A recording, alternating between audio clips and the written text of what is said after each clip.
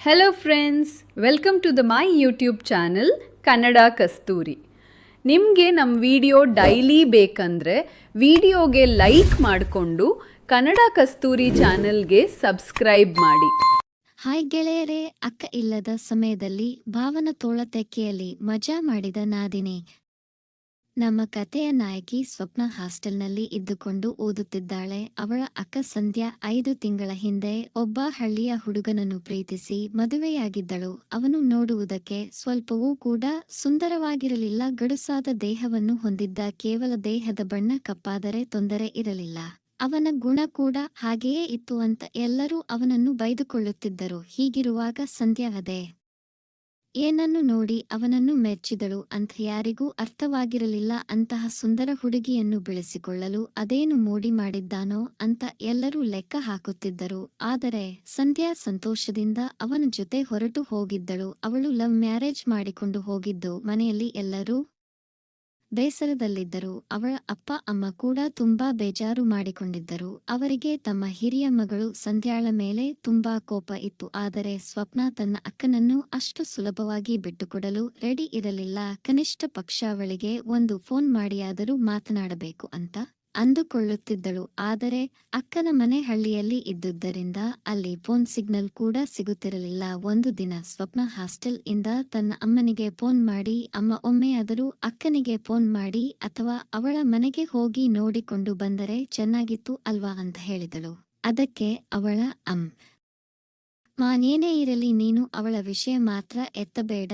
ಇಷ್ಟು ವರ್ಷ ಹೆತ್ತು ಸಾಕಿ ಸಲಹಿದ ಇದ್ದ ಅಪ್ಪ ಅಮ್ಮನನ್ನೇ ಬೇಡ ಅಂತ ಬಿಟ್ಟು ಹೋದವಳು ಅವಳು. ಕನಿಷ್ಠ ಪಕ್ಷ ಅವಳಿಗೆ ನಿನ್ನ ಮದುವೆಯ ಬಗ್ಗೆ ಆದರೂ ಯೋಚನೆ ಇರಬೇಕಿತ್ತು. ಎಲ್ಲವನ್ನೂ ಮರೆತು ತನ್ನ ಪ್ರೀತಿಯೇ ದೊಡ್ಡದೆಂದು ಅಂದುಕೊಂಡು ಓಡಿ ಹೋಗಿದ್ದಾಳೆ. ನೀನು ಇನ್ನೊಮ್ಮೆ ಅವಳ ಬಗ್ಗೆ ಮಾತನಾಡದಿದ್ದರೆ ಒಳ್ಳೆಯದು ಅಂತ ಫೋನ್ ಇಟ್ಟರು. ಅಮ್ಮನ ಮಾತನ್ನು ಕೇಳಿ ಸ್ವಪ್ನಳಿಗೆ ಸ್ವಲ್ಪ ಬೇಜಾರಾಯಿತು.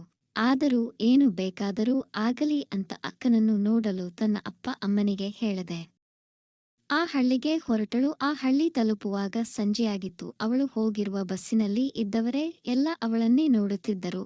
ಒಳ್ಳೆಯ ಸಿನಿಮಾ ಹೀರೋಯಿನ್ ಹಾಗೆ ಇದ್ದಾಳೆ ಅಂತ ಅನೇಕರು ಅವಳ ಕಡೆ ನೋಡುತ್ತಿದ್ದರು. ಕಂಡಕ್ಟರ್ ಸ್ವಪ್ನಳನ್ನು ನೋಡಿ, ಏನಮ್ಮ ನೀನು ಒಬ್ಬಳೇ ಬಂದಂತಿದೆ, ಯಾವ ಊರು, ನಿನ್ನ ಜೊತೆ ಬೇರೆ ಯಾರು ಬಂದಿಲ್ವಾ ಅಂತ ಕೇಳಿದ ಸ್ವಪ್ನ. ಇಲ್ಲ, ನಾನು ನನ್ನ ಅಕ್ಕನ ಮನೆಗೆ ಹೋಗುತ್ತಿದ್ದೇನೆ.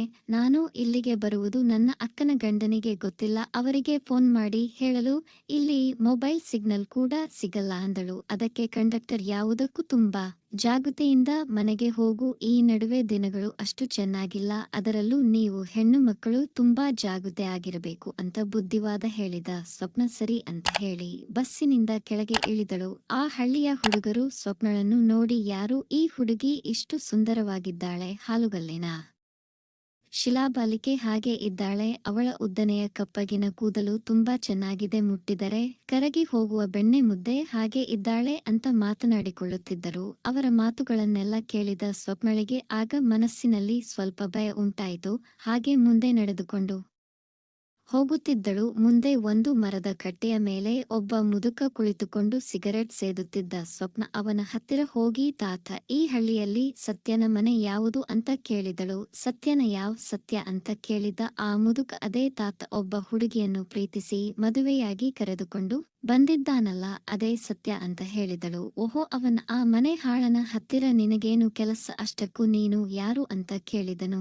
ನಾನು ಅವನ ಮೈದುನಿ, ಅವನು ನನ್ನ ಅಕ್ಕನನ್ನು ಮದುವೆಯಾಗಿ ಬಂದಿದ್ದಾನೆ ಅಂದಳು ಸ್ವಪ್ನ. ಆಗ ಮುದುಕ, ನೀನು ನೋಡಲು ಅವಳಂತೆಯೇ ಸುಂದರವಾಗಿದ್ದೀಯಾ, ನೀವಿಬ್ಬರು ಅಕ್ಕ ತಂಗಿ ತುಂಬಾ ದೀರಿ ಆ ಹುಡುಗಿಯನ್ನು ಪಡೆಯಲು ಅವನು ಏನು ಅದು ದುಷ್ಟ ಮಾಡಿದನೋ ಗೊತ್ತಿಲ್ಲ. ಆ ಕಾಗೆ ಮುಸುಡಿಗೆ ಒಳ್ಳೆಯ ಆಪಲ್ ಹಣ್ಣಿನ ತರ ಇರುವ ಹೆಂಡತಿ ಸಿಕ್ಕಿದ್ದಾಳೆ ಅಂತ ತಾತ ಹೇಳಿದ. ತಾತ ಅವನನ್ನು ಆಡಿಕೊಳ್ಳುವುದು ಹಾಗಿರಲಿ, ಮೊದಲು ಅವನ ಮನೆ ಅಡ್ರೆಸ್ ಹೇಳಿ ಪ್ಲೀಸ್ ಅಂತ ಕೇಳಿದಳು. ಹೇಳುತ್ತೇನೆ, ಬಿಳಿ ಹುಡುಗಿ, ಕೋಪ ಮಾಡಿಕೊಳ್ಳಬೇಡ. ಅದೇ ಈ ಬೀದಿಯ ಕೊನೆಯಲ್ಲಿ ಒಂದು ಮಾವಿನ ಮರ ಇದೆ, ಅಲ್ಲಿಂದ 3ನೇ ಮನೆ ಅವನದ್ದು ಅಂತ ಹೇಳಿದ. ಥ್ಯಾಂಕ್ಸ್ ತಾತ ಎಂದು ಹೇಳುತ್ತಾ ಸ್ವಪ್ನ ಆ ಮನೆಯ ಕಡೆ ಹೊರಟಳು. ಆ ಮನೆಯ ಹತ್ತಿರ ಹೋಗಿ ಅಕ್ಕ ಅಕ್ಕ ಎಂದು ಕೂಗಿದಳು. ಕರೆಯುವುದನ್ನು ಕೇಳಿಸಿಕೊಂಡು ಒಳಗಿನಿಂದ ಪಂಚೆ ಕಟ್ಟಿಕೊಳ್ಳುತ್ತಾ ಸತ್ಯ ಹೊರಗಡೆ ಬಂದು ಯಾರು ಅಂತ ಕೇಳಿದ ಸ್ವಪ್ನ ಅವನನ್ನು ನೋಡಿ, ಓಹೋ ಇವನೇ ನನ್ನ ಭಾವನ ಫೋನಲ್ಲಿ ನೋಡೋಕೆ ಸ್ವಲ್ಪವಾದರೂ ಚೆನ್ನಾಗಿದ್ದ, ನೇರವಾಗಿ ನೋಡಿದರೆ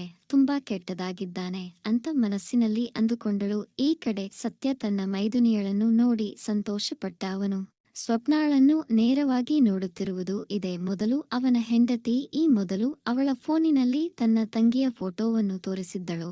ಅದನ್ನು ನೋಡಿ ಸತ್ಯ ಆಗಲೇ ಯೋಚಿಸಿದನು, ಅಕ್ಕನಿಗಿಂತ ತಂಗಿಯೇ ಇನ್ನು ಚೆನ್ನಾಗಿದ್ದಾಳೆ ಎಂದು. ಈಗ ಸ್ವಪ್ನಳನ್ನು ಹತ್ತಿರದಿಂದ ನೋಡಿ ಫೋಟೋಗಿಂತ ನೇರವಾಗಿ ಇನ್ನೂ ಹೆಚ್ಚು ಮಿಂಚುತ್ತಿದ್ದಾಳೆ ಎಂದು ಯೋಚಿಸಿದನು.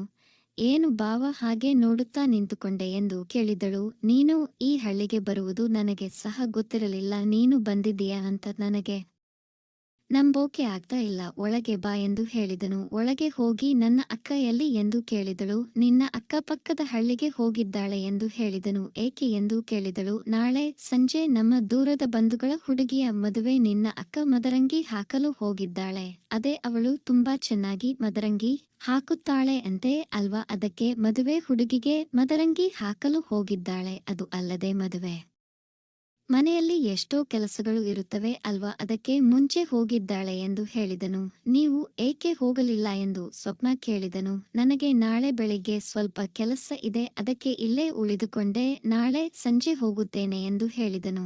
ಆದರೂ ನೀನು ಒಬ್ಬಳೇ ಧೈರ್ಯವಾಗಿ ಬಂದಿದ್ದೀಯಾ ಎಂದು ಹೇಳಿದನು. ನನಗೆ ಅಕ್ಕ ಅಂದರೆ ತುಂಬಾ ಇಷ್ಟ, ಹಾಗಾಗಿ ಅವಳನ್ನು ನೋಡಲೇಬೇಕು ಅಂತ ಬಂದಿದ್ದೇನೆ ಎಂದಳು. ಸ್ವಪ್ನ ಸರಿ ನಿಂತುಕೊಂಡೆ, ಮಾತನಾಡುತ್ತಿದ್ದೆಯಲ್ಲ ಕುತ್ಕು, ನಾನು ನಿನಗಾಗಿ ಕೂಲ್ ಡ್ರಿಂಕ್ಸ್ ತರುತ್ತೇನೆ ಅಂತ ಹೇಳಿದ. ಸತ್ಯ ಪರವಾಗಿಲ್ಲ ಬಾವ, ಸ್ವಲ್ಪ ಚೆನ್ನಾಗಿರೋ ನೀರು ಕೊಡು ಸಾಕು ಅಂತ ಎಂದು ಹೇಳಿದಳು. ಮೊದಲ ಸಲ ನೀನು ನಮ್ಮ ಮನೆಗೆ ಬಂದಿದ್ದೀಯಾ, ಬರೀ ನೀರು ಏನು ಕೂಲ್ ಡ್ರಿಂಕ್ ತರಿಸುತ್ತೇನೆ ಅಂತ ಹೇಳಿ ಹೊರಗೆ ರಸ್ತೆಯ ಕೊನೆಯಲ್ಲಿದ್ದ ಪಾನ್ ಶಾಪ್ಗೆ ಹೋದ ಹಾಗೆ ಸ್ವಪ್ನ ಅಕ್ಕ ಎಂತಹ ಮನೆಗೆ ಬಂದು ಸೇರಿಕೊಂಡಿದ್ದಾಳೆ. ಈ ಮನೆಯನ್ನು ನೋಡಿದರೆ ತುಂಬಾ ಬೇಸರವಾಗುತ್ತಿದೆ. ಈ ಮನೆಯಲ್ಲಿ ಕನಿಷ್ಠ ಪಕ್ಷ ಒಂದು ಫ್ರಿಡ್ಜ್ ಕೂಡ ಇಲ್ಲ. ನನ್ನ ಅಪ್ಪ ಎಷ್ಟು ಚೆನ್ನಾಗಿರುವ ಸಂಬಂಧ ನೋಡಿದ್ದರು, ಅವೆಲ್ಲವನ್ನು ಬಿಟ್ಟು ಬಂದಳು, ಎಂತಹ ಪರಿಸ್ಥಿತಿ ಅಂತ ಯೋಚಿಸುತ್ತಿರುವಾಗ ಸತ್ಯ ಕೂಲ್ ಡ್ರಿಂಕ್ಸ್ ಹಿಡಿದುಕೊಂಡು ಬಂದ. ಹಾಗೆ ಅದನ್ನು ಸ್ವಪ್ನಾಳಿಗೆ ಕೊಡುತ್ತ ಮೆಲ್ಲಗೆ ಅವಳ ಕೈಯನ್ನು ಟಚ್ ಮಾಡಿದ. ವಾವ್, ಎಷ್ಟು ಮೃದುವಾಗಿದೆ ಇವಳ ಕೈ ಅಂತ ಯೋಚಿಸಿದ್ದ ಸ್ವಪ್ನ. ಡ್ರಿಂಕ್ ಕುಡಿದ ನಂತರ ಬಾವ ನನ್ನನ್ನು ಅಕ್ಕನ ಹತ್ತಿರ ಕರೆದುಕೊಂಡು ಹೋಗು ಅಂತ ಹೇಳಿದಳು. ಈ ರಾತ್ರಿ ಅಲ್ಲ, ಇಷ್ಟು ಹೊತ್ತಿನಲ್ಲಿ ನಾವು ಅಷ್ಟು ದೂರ ಪ್ರಯಾಣ ಮಾಡುವುದು ಒಳ್ಳೆಯದಲ್ಲ. ನಾಳೆ ಬೆಳಗ್ಗೆ ನಿನ್ನನ್ನು ಕರೆದುಕೊಂಡು ಹೋಗುತ್ತೇನೆ. ನೀನು ಈಗಾಗಲೇ ಪ್ರಯಾಣ ಮಾಡಿ ಸುಸ್ತಾಗಿ ಬಂದಿದೆ, ನೀನು ಹೋಗಿ ಸ್ನಾನ ಮಾಡಿ ಬಾ, ನಾವು ಜೊತೆಗೆ ಊಟ ಮಾಡೋಣ ಅಂತ ಹೇಳಿದ. ಸರಿ ಎಂದು ಸ್ವಪ್ನ ತನ್ನ ಬ್ಯಾಗ್ನಲ್ಲಿದ್ದ ಬಟ್ಟೆಗಳನ್ನು ತೆಗೆದುಕೊಂಡು ಬಾತ್ರೂಮ್ ಎಲ್ಲಿ ಎಂದು ಕೇಳಿದಳು. ಅದು ಆ ಬಾಗಿಲು ತೆಗೆದುಕೊಂಡು ಹೊರಗೆ ಹೋದರೆ ಅಲ್ಲಿ ಇರುತ್ತದೆ ಎಂದು ಹೇಳಿದನು. ಹೊರಗೆ ಹೋಗಿ ನೋಡಿದಾಗ ತೆಂಗಿನ ಎಲೆಗಳಿಂದ ಮುಚ್ಚಿದ್ದ ಒಂದು ಸಣ್ಣ ರೂಮ್ ಕಾಣಿಸಿತು. ಅದನ್ನು ನೋಡಿದ ಸ್ವಪ್ನ ಇದೇನಾ ಬಾತ್ರೂಮ್ ಎಂದು ಹೇಳಿದಳು. ಹೌದು, ಇದೇ ನಮ್ಮ ಬಾತ್ರೂಮ್ ಅಂದ ಸ್ವಪ್ನ ತನ್ನ ತಲೆಯ ಮೇಲೆ ಕೈ ಇಟ್ಟುಕೊಂಡು. ಇದೆಲ್ಲ ಅವಳ ಕರ್ಮ ಎಂದು ಮನಸ್ಸಿನಲ್ಲಿ ಯೋಚಿಸುತ್ತಾ ಆ ಸ್ನಾನಕ್ಕೆ ಒಳಕ್ಕೆ ಹೋದಳು. ತಲೆ ಎತ್ತಿ ನೋಡಿದಾಗ ಆಕಾಶದಲ್ಲಿ ನಕ್ಷತ್ರಗಳು, ಚಂದ್ರನು ಕಾಣುತ್ತಿದ್ದವು. ಕನಿಷ್ಠ ಮೇಲೆ ಕೂಡ ಕವರ್ ಮಾಡಿಕೊಳ್ಳಲಿಲ್ಲ. ಇಲ್ಲಿ ಕೆಳಗೆ ಹಾವುಗಳು ಚೇಳುಗಳು ಕೂಡ ಇರಬಹುದೇನೋ ಎಂದು ಯೋಚಿಸುತ್ತಾ ಸ್ನಾನ ಮಾಡಿದಳು. ನಿಜವಾಗಿ ಅಕ್ಕ ಯಾವ ರೀತಿಯ ಸ್ಥಳದಲ್ಲಿ ಸ್ನಾನ ಮಾಡುತ್ತಿದ್ದಳು, ಅವಳು ಇಲ್ಲಿ ಹೇಗೆ ಇರಬಹುದು ಎಂದು ದುಃಖಪಟ್ಟಳು. ಹೊರಗೆ ತಂಪಾದ ಗಾಳಿ ಬೀಸುತ್ತಿತ್ತು, ಹುಳ ಹುಪ್ಪಡಿಗಳು ಬಹಳ ಶಬ್ದ ಮಾಡುತ್ತಿದ್ದವು. ಆಗ ಸತ್ಯ, ಭಯಪಡಬೇಡ ಸ್ವಪ್ನ, ನಾನು ದೂರದಲ್ಲಿ ನಿಂತಿದ್ದೇನೆ ಎಂದು ಹೇಳಿದನು. ಸರಿ ಎಂದು ಹೇಳಿದಳು. ಆದರೆ ಸತ್ಯನ ಮನಸ್ಸು ಅಷ್ಟಕ್ಕೆ ಶಾಂತವಾಗದೆ ಮೆಲ್ಲಗೆ ಶಬ್ದ ಮಾಡದೆ ಹೆಜ್ಜೆಯ ಮೇಲೆ ಹೆಜ್ಜೆ ಹಾಕುತ್ತಾ ನಿಧಾನವಾಗಿ ಬಾತ್ರೂಮಿನ ಹತ್ತಿರ ಹೋಗಿ ಇಣುಕಿ ನೋಡತೊಡಗಿದನು. ಅಲ್ಲಿಯ ದೃಶ್ಯಕ್ಕೆ ತನ್ನ ಮೈಯೆಲ್ಲ ಕಣ್ಣುಗಳು ಇದ್ದಿದ್ದರೆ ಎಷ್ಟು ಚೆನ್ನಾಗಿ ಇರುತ್ತಿತ್ತು ಅಂತ ಅಂದುಕೊಂಡ. ಇಷ್ಟರಲ್ಲಿ ಸ್ವಪ್ನ ಕಾಲುಗಳ ಮೇಲೆ ಏನೋ ಹರಿದಂತೆ ಅನಿಸಿತು. ತಕ್ಷಣ ಕೂಗಿಕೊಂಡಳು. ಏನಾಯಿತು ಸ್ವಪ್ನ ಎಂದು ಸತ್ಯ ಚಿಂತೆಗೊಂಡು ಹತ್ತಿರ ಹೋದನು. ಇಲ್ಲಿ ಏನೋ ಹುಳ ಅಥವಾ ಹಾವು ಏನೋ ಒಂದು ನನ್ನ ಕಾಲ